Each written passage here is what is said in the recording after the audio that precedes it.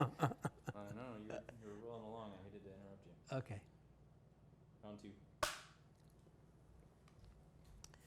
Where did I leave off? Medicare, Medicaid, that needs to be. Presently in the legislation, there is a bill moving forward to authorize Medicare to pay for family therapists to perform these services for the elderly.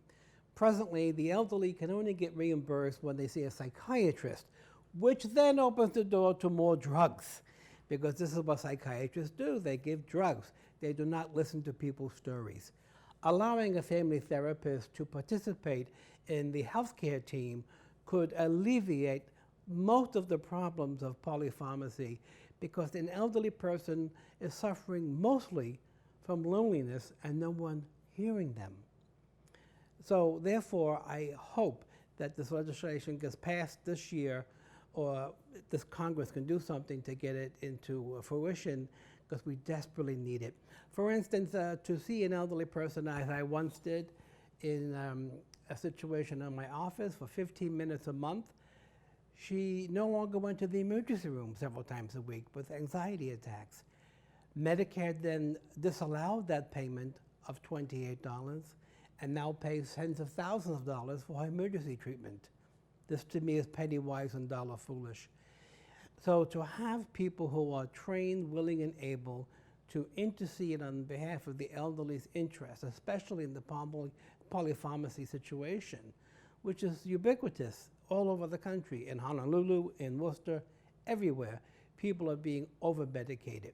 And it begins as early as age 2. Now the New York Times is reporting children by the thousands of age 2 being given all these medications for hyperactivity, Adderall, Concerta, Stratera. This is ridiculous. Children who are 2-year-old are active, not hyperactive, and we have to address them as children, not as pathological cases. Let's talk about the need for more training for accredited health and social service professionals. I think the training has to begin with the family. The family needs to be trained into understanding what their elderly are being treated for, what is their condition, and how can they help them to take the medicines properly.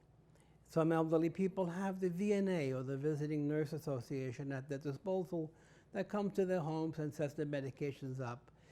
There are even some experimentations of having a dispensing bottle that automatically releases the pill and then seals the bottle until the next dosage.